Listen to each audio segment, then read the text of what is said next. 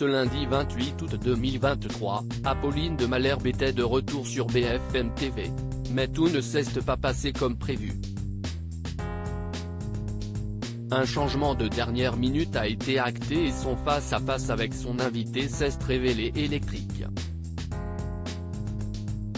Explication. Un retour en couleur.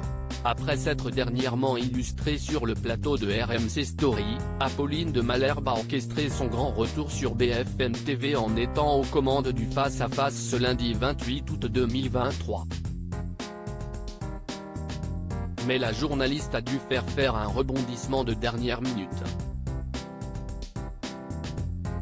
Il était en effet prévu à cette même date qu'elle s'entretienne avec Gérald Darmanin comme elle l'avait révélé elle-même la veille sur son compte X, anciennement Twitter.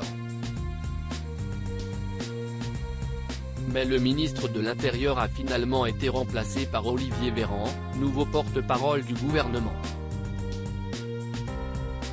Qu'à cela ne tienne, Apolline de Malherbe a su mener son entretien comme elle sait bien le faire, avec des questions pointues axées sur les récentes annonces de Gabriel Attal, le nouveau ministre de l'Éducation concernant la rentrée scolaire. Je me dis quand même qu'au gouvernement et à l'Élysée, vous deviez vous dire que l'école allait franchement super bien pour pouvoir tâtonner et zigzaguer à ce point, a lancé la piquante présentatrice avant de renchérir perplexe. Il y a 6 mois, on avait un ministre de l'Éducation qui disait quasiment le contraire de ce que le ministre de l'Éducation a dit hier.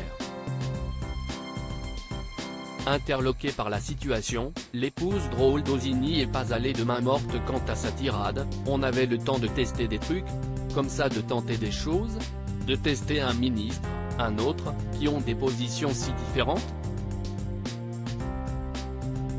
De quoi agacer son interlocuteur qui n'a pas voulu se laisser faire. Bien au contraire. Voulant défendre le bilan d'Emmanuel Macron, l'ancien ministre de la Santé a multiplié les exemples. Mais à son grand dent, Apolline de Malherbe lui a plusieurs fois coupé la parole. Il faut que je puisse faire une phrase complète pour pouvoir répondre à la question que vous m'avez posée qui n'est pas vraiment une question. Vous posez une critique, laissez-moi y répondre, a répliqué Olivier Véran, non sans agacement. Après plusieurs minutes d'échange électrique, reblote. L'homme politique a de nouveau tapé du poing sur la table en plein direct. Je vais vous répondre quand même sur les questions que vous me posez. Vous avez des questions qui sont multiples, je vous fais au moins une réponse, a lancé l'ex-compagnon de Camille Laine. Une séquence qui restera à coup sûr dans les annales.